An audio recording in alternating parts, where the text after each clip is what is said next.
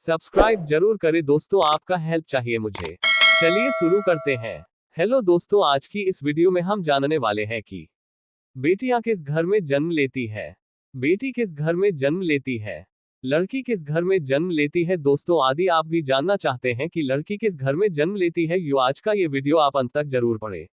दोस्तों आज भी हम ऐसे समाज में जी रहे हैं जो आज भी पुरुष प्रधान है। आज भी जब लड़की का जन्म होता है तो अधिकतर घरों में मायूसी छा जाती है और मित्रों यह और कुछ नहीं बल्कि हम मनुष्यों की अज्ञानता है।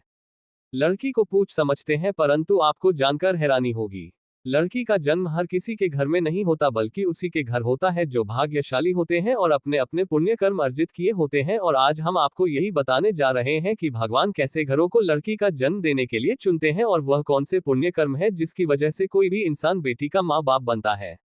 दोस्तों भगवान श्री कृष्ण से अर्जुन पूछते हैं कि माधव किन कर्मों के कारण किसी के घर पुत्री धन की प्राप्ति होती है, अर्थात कैसे घरों में बेटियों का जन्म होता है। तब श्री कृष्ण अर्जुन से कहते हैं, हे पार्थ, अगर किसी के घर बैठे भाग्य से होते हैं तो बेटियां सौभाग्य से, और जो भी स्त्री या पुरुष अपने पूर्व जन्म में पुण्य कार्य अर्जित किए होते हैं उन्हें ही एक बेटी के माता पिता होने का सौभाग्य प्राप्त होता है। बेटियों को जन्म के लिए उन्हीं घरों को चुना जाता है जो बेटियों का भार सहन कर सके, क्योंकि तीनों लोकों में स्त्री अर्थात बेटियां ही ऐसी होती है जिसका भार हर कोई सहन नहीं कर सकता। वह बेटियां ही होती हैं जो इस सृष्टि को निरंतर चलाएं, मान होने के लिए अपना सर्वस्व निछावर कर देती हैं। हे अर्जुन, पर जिस दिन इस सृष्टि में बेटियों का जन्म लेना रुक जाएगा उस दिन सृष्टि भी है और धीरे धीरे इस सृष्टि का अंत हो जाएगा। मित्रों भगवान श्री कृष्ण के इन बातों पर गौर किया जाए तो उनका कहा बिल्कुल सही है, क्योंकि बेटियां अगर नहीं होंगी तो किसी का भी वंश आगे नहीं बढ़ सकता।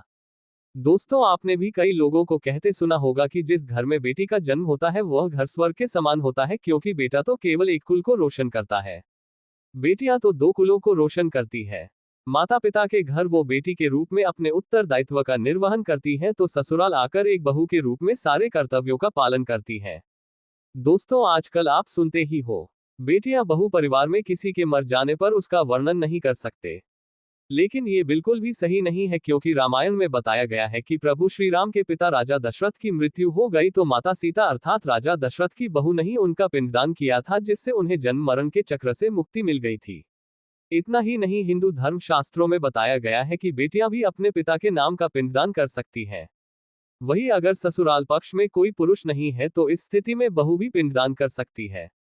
इसलिए मित्रों वह लोग बहुत किस्मत वाले होते हैं जिनकी घर में बेटी जन्म लेती है, वही वह परवल किस्मत के होते हैं जिनके घर एक से ज्यादा बेटियां होती हैं। शायद यही कारण है कि बेटियों को लक्ष्मी कहा गया है।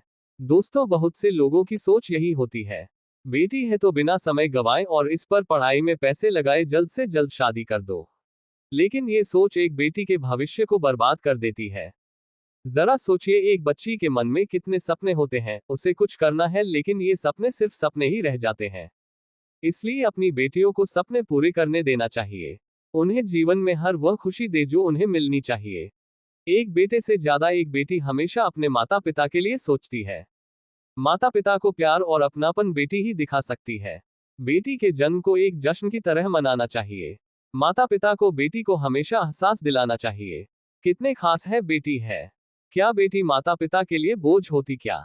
मित्रों बेटी कभी भी बाप पर बोझ नहीं होती, वह सिर्फ अपनी और अपने परिवार की किस्मत बनाने के लिए जन्म लेती है। एक कथा के अनुसार दो मित्र लंबे समय के बाद एक दूसरे से मिले। एक दोस्त ने दूसरे से उसका हाल पूछा तो जवाब में उसने कहा कि मेरे हाल तो एकदम बढ़िया है, और हो भी क्यों ना मेरे दो बेटे जो है। तभी वह अपने दोस्त से पूछता कि तेरे घर में कितने बच्चे हैं? दोस्त खुशी के साथ बताता है कि मेरे घर में दो बेटियां हैं। उसका दोस्त भगवान का शुक्रिया अदा करता हुआ कहता है कि मैं धन्य हूं, मेरे घर बेटियां नहीं। ये सुनकर पिता की आंखों में आंसू आ गए। तभी उसकी बेटी पिता के मित्र से कहती है कि अंकल, भगवान हमेशा भाग्यवान को ही बेटी देते हैं, कभी गरीब को बेटी के रूप में माता लक्ष्मी नहीं देते। भगवान उसी को पुत्री का सुख देते हैं जिसके अंदर पालने की सामर्थ्यता होती है, जो गरीब होकर भी अपनी बेटी को पाल सकता है। एक बार स्वामी विवेकानंद वैष्णो देवी की सीढ़ियां चल रहे थे। बगल से किसान अपनी बेटी को कंधे में बिठाए चढ़ाई चल रहा था। तभी स्वामी विवेकानंद ने कहा कि बाबा, आपकी बेटी का बोझा आपको लग रहा होगा, इसको मैं उठा लेता हूं और माता वैष्णो के दरबार तक ले चलता हूं। सबके सामने स्वामी विवेकानंद से कहा कि बेटी कभी भी बाप के कंधे पर बोझ नहीं होती, बेटियां अगर बाप के कंधे पर हूं तो वह हर बोझ को हल्का कर देती है। मित्रों, बेटियां कभी भी धन की भूखी नहीं होती। यो सिर्फ मान और सम्मान की भूख ही होती है। कौन सा कर्म करने से बेटी के रूप में जन्म लेते हैं? अब सोचने वाली बात है कि कौन सी कर्म के बाद आप किसी के घर लड़की के रूप में जन्म लेते हैं और उनके घर के लिए लक्ष्मी का रूप साबित होते हैं। गरुड़ पुराण में बताया गया है कि जब आत्मा को नया जन्म मिलता है तब आत्मा को शरीर के अनुसार व्यवहार में चलकर अपने कर्म करने होते हैं। शरीर के जरिए कर्म करके कि एक आत्मा अपने जन्म के उद्देश्य को सार्थक भी बना सकती है और निरर्थक भी, यदि कोई पुरुष महिलाओं का आचरण करता है, स्वभाव में महिलाओं वाली आदतें ले आता है या वही काम करना चाहता है तो एक महिला को करना चाहिए, तो ऐसे ही पुरुषों का आत्मा स्त्री का शरीर धारण करती है। वहीं गरुड़ पुराण में बताया गया है, यदि कोई व्यक्ति मृत्यु के अंतिम क्षण में किसी स्त्री को याद करते हुए प्राण त्यागता है तो वह अगले जन्म स्त्री के रूप में जन्म लेता है। वही अगर वह अंतिम क्षण में परमेश्वर का नाम लेता है तो वह मुक्ति के मार्ग पर अग्रसर हो जाता है। तो मित्रों, आज की इस पोस्ट में बस इतना ही। हम उम्मीद करते हैं कि हमारे पोस्ट के आपको जानकारी मिल गई होगी। हमें कमेंट करके जरूर बताएं कि आपको पोस्ट कैसी लगी। दोस्तों, आज भी हम ऐसे समाज में जी रहे हैं जो आज भी पुरुष प्रधान है। आज भी जब लड़की का जन्म होता है तो अधिकतर घरों में मायूसी छा जाती है। और मित्रों, यह और कुछ नहीं बल्कि हम मनुष्यों की अज्ञानता है। लड़की को बोझ समझते हैं। बेटी किसके घर में पैदा होती है? गरुड़ पुराण। परंतु आपको जानकर हैरानी होगी कि लड़की का जन्म हर किसी के घर में नहीं होता, बल्कि उसी के घर होता है जो भाग्यशाली होते हैं और अपने पुण्य कर्म अर्जित किए होते हैं। और आज हम आपको यही बताने जा रहे हैं कि भगवान कैसे घरों को लड़की का जन्म देने के लिए चुनते हैं और वह कौन से पुण्य कर्म है जिसकी वजह से कोई भी इंसान बेटी का माँ या बाप बनता है। बेटी किसके घर में पैदा होती है? गरुड़ पुराण। दोस्तों, भगवान श्री कृष्ण से अर्जुन पूछते हैं कि माधव, किन कर्मों के कारण किसी के घर पुत्री धन की प्राप्ति होती है, अर्थात कैसे घरों में बेटियों का जन्म होता है। तब श्री कृष्ण ने अर्जुन से कहते हैं, हे पार्थ, अगर किसी के घर बैठे ही भाग्य अच्छे होते हैं तो बेटियां सौभाग्य से, और जो भी स्त्री या पुरुष अपने पूर्व जन्म में पुण्य कार्य वर्जित किए होते हैं उन्हें ही एक बेटी के माता पिता होने का सौभाग्य प्राप्त होता है। बेटियों को जन्म के लिए उन्हीं घरों को चुना जाता है जो बेटियों का भार सहन कर सके, क्योंकि तीनों लोगों में स्त्री अर्थात बेटियां ही ऐसी होती है जिसका भार हर कोई सहन नहीं कर सकता। वह बेटियां ही होती है जो इस सृष्टि को निरंतर चलाती है। मां होने के लिए अपना सर्वस्व निछावर कर देते हैं।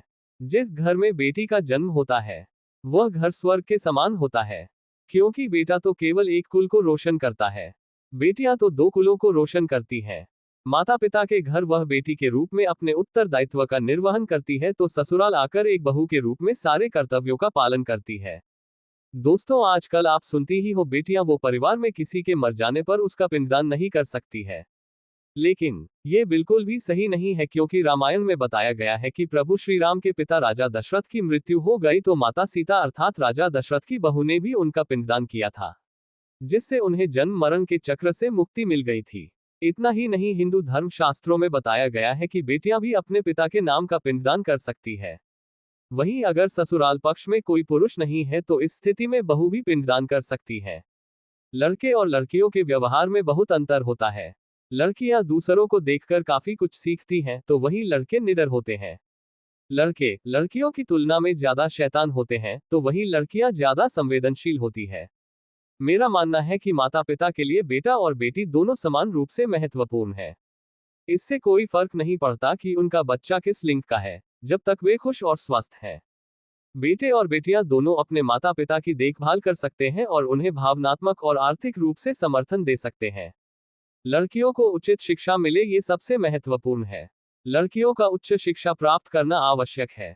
इससे लड़की के माता पिता व परिवार की प्रतिष्ठा बढ़ती है। लड़कियां प्रतिदिन समाचार पत्र अवश्य पढ़ें, उसमें देश विदेश का ज्ञान होता है। लड़कियां जितना अच्छा बोलेंगी, जितना ढंग से रहेंगी, समाज में उनका सम्मान होगा और इसका सारा दायित्व माता पिता पर निर्भर करता है। माता पिता यह अवश्य ध्यान रखें कि जिनके घर में लड़की पैदा हुई है वे सबसे अधिक भाग्यशाली हैं।